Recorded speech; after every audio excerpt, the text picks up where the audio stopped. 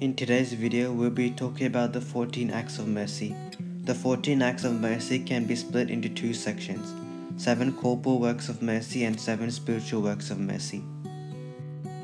The first corporal work of mercy is feeding the hungry. This act of mercy tells us to feed the hungry as Christ has compassion and love to those who hunger. We should feed the hungry when we can for two reasons: because the hungry are hungry and because the hungry are Jesus. The second corporal work of mercy is giving drink to the thirsty.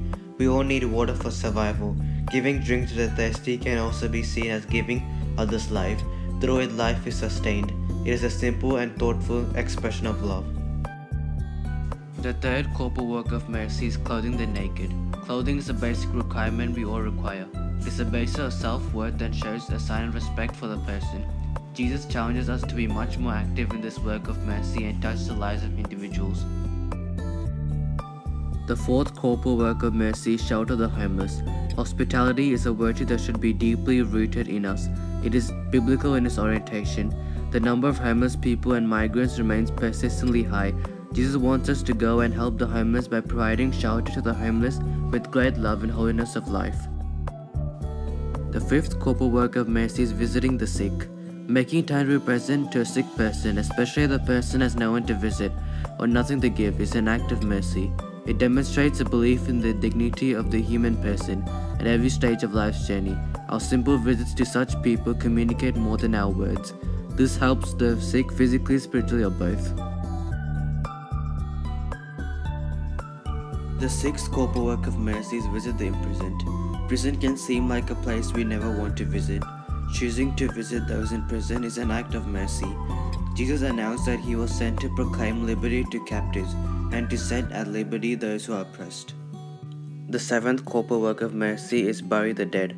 This act of mercy tells us to pray for the dead by attending funerals and visiting their graves. Showing love for others even after death is a sign of respect.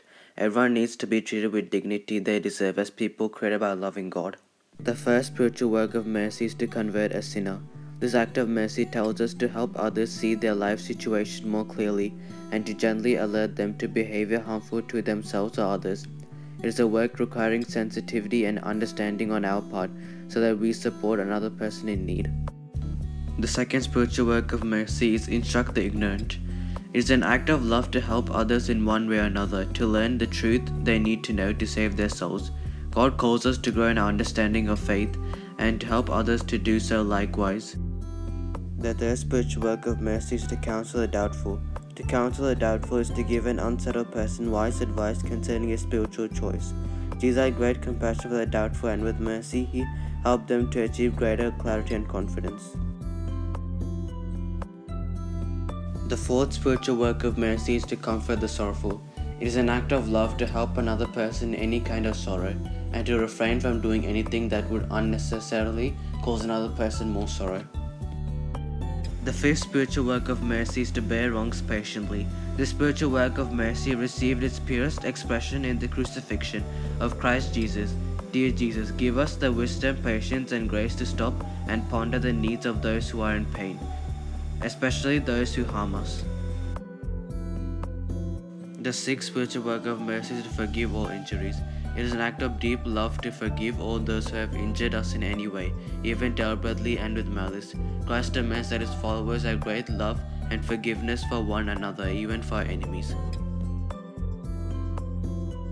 The seventh spiritual work of mercy is to pray for the living and the dead.